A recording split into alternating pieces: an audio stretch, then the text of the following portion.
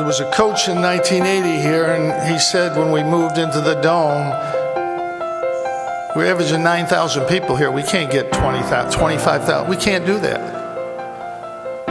And then we moved into the Dome, and we got 15, 17. That coach was surprised. But then that coach said, well, we can't get 30,000.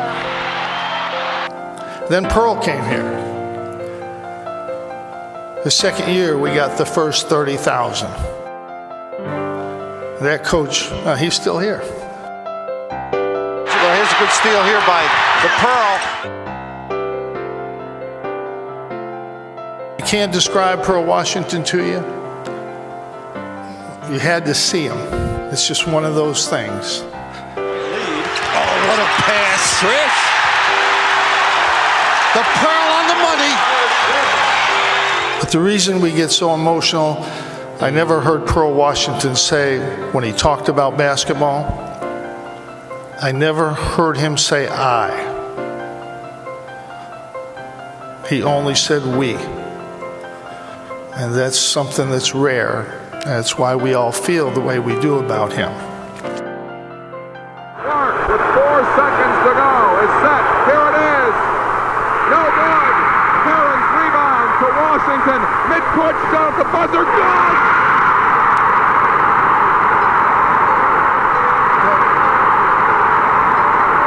Syracuse, the last shot. Washington, 2 seconds.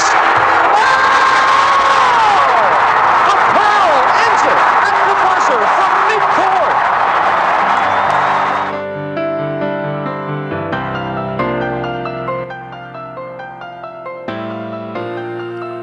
At half court, Syracuse University Director of Athletics John Wildhack is joined by members of Pearl's family.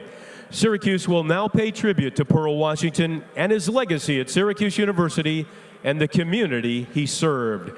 In honor of number 31 and the memories that he has left for our fans, Jim Boeheim Court will now be dedicated with a symbol of Pearl and his lasting legacy.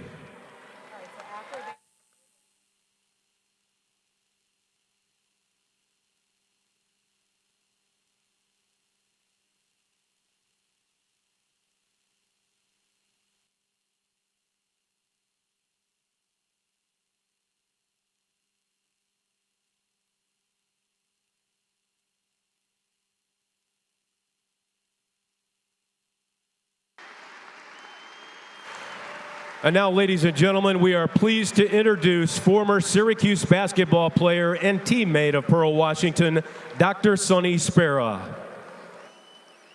On behalf of the Orange family, we want to welcome back the Washington family to the Dome. No place like home. And to our alumni that are here, thank you for being here. Thank you for being a part, and for every single person here. When that score was 31-31, didn't you just feel something electric? Thank you for being here and for supporting us. And it's a great family, and it's good to be home. Thank you. Thank you, Sonny. And now, ladies and gentlemen, Director of Athletics, John Wildhack. Thank you, Michael. On behalf of Syracuse University, the Syracuse basketball family, and the best fans in the country,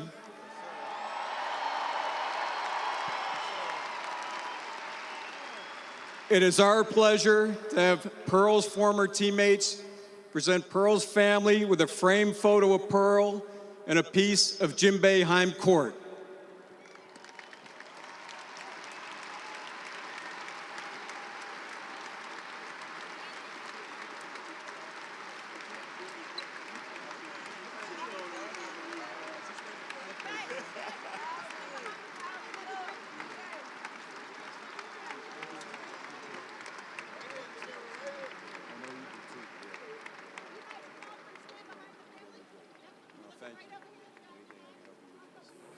Once again, please turn your attention to the video boards as we reflect one more time on the life of Pearl Washington.